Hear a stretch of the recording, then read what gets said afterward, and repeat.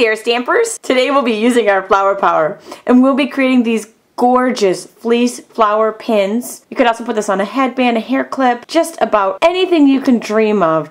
They are super easy to make. You can create them in either of these two sizes with the same big shot die. And here's Tami being Tami. Is this sticking cute or what? Instead of using fleece, I used felt, and then I took some skull and crossbones fabric for the center layer. Super cool. And worked some feathers into it and put the pin on the back. Isn't this hilarious? These beautiful flowers were created by my friend BJ Peters, and she taught me how to do this. Trust me, if I can do it, anybody can do it. You want to see it? Alright, let's get started. Can you believe that this gorgeous flower was created with a circle die? It's true, it's all made from circles with the exception of the leaves. This is circles number 2, and the leaves are from the brand new Island Floral Big Shot die. I picked up some fleece at Walmart or craft store. If you make your small flower, you work with the smallest 3 circles. If you want the larger flower, work with the larger 3 circles. So for the largest circle, you're going to want 5. The middle circle, you're going to want 5. And the smaller circle, you're going to want 3. And for this middle circle, this size circle, regardless of what size your flower is, 1 extra piece to put on the back for the pin. So I've pre-cut my fleece. I found with the fleece, you can cut up to 3 pieces at a time on your die. With the fleece, you can cut up to 3 pieces at a time with your die. These 3 are going over my largest circle. Sandwich that between 2 cutting pads. Place this on your Big Shot die cut machine and crank it through. Isn't this the coolest thing? I love this die cut machine. Look at that, 3 perfect circles.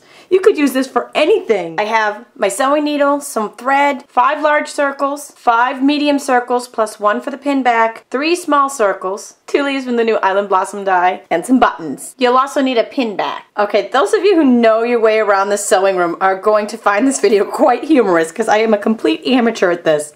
But I've threaded my needle. No particular size needle here either. I'm going to start on the bottom of a large circle and I'm going to go up, down. I've got about a 1/2 inch space there, up, and then down again. And then when I pull it tight, it gives it that's going to be a petal. We'll continue with the same up, down with all 5 of these big circles. So you'll just be stringing them right on the same string. When you're done with your large circles, it will look like this. Go underneath the first petal to attach them together. Just pull that through and pull that. Voila! We have our first layer. We'll continue on with the 5 middle-sized petals.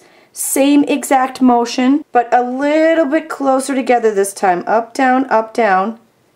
Just remember that up, down, and do the exact same thing. Up, down with all 5, attaching them all together. So when you have all 5 of your middle layer attached, they'll look like this, and we're going to do the same thing. Attach to the outer wall of your first middle petal so that the middle layer is all attached together. Isn't that awesome? Okay, that was the easiest thing ever. There may be hope for me yet in the sewing room. Bringing in the 3 small petals.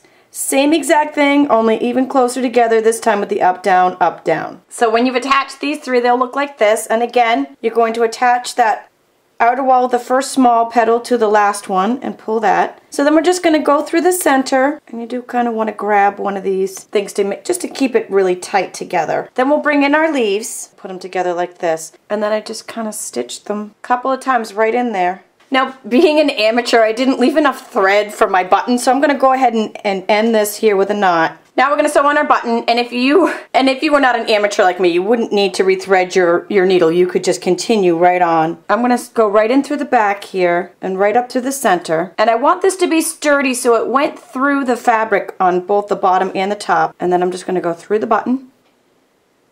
And I'll repeat that a couple of times so that's good and strong. And I'll just tie that off in the back. So here's the front of our flower. Isn't it gorgeous? Totally done. And now we just want to finish off the back. We have this 1 medium-sized circle that we cut for either a pin back, or you could put this on a headband, an elastic band, just about anything. Okay, so you're going to take this circle and fold it in half. Take your pin back, kind of rest it on there as a guide, and make a little slit. You're going to do the same motion on the other side. So now we have 2 slits in the back of our circle. Then we will just open up our pin back and stick that through those 2 slits, and that completely finishes off the look. Then we're just going to hot glue it down onto the flower, and it is incredible. So we'll flip that over for the back. Take your hot glue gun and squirt out some hot glue on the back of that, and then just flip that over and place it down on your flower. Isn't that amazing? It's totally awesome. And our flower is totally complete. I have to tell you, I've seen these in boutiques for sale for over $20 a piece. Can you believe it? Unbelievable. That was so easy to make.